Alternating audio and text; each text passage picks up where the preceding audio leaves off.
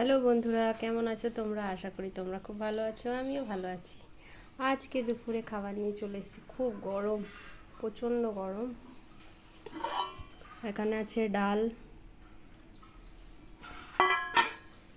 মুসুরির ডাল, আর আছে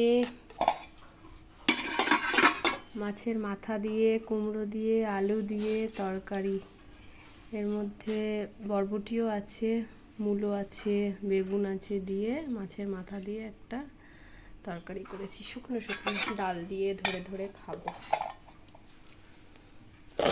আর এখানে আছে মাছের ঝাল, ছোট ছোট মাছ, আলু, পেঁয়াজ, টমেটো দিয়ে সব মশলা দিয়ে কাঁচা মেখে বসিয়ে দিয়েছি। আর আছে শসা, গরমে লেবু, লঙ্কা, ব্যাস এটাই খাবো। বাই বন্ধুরা।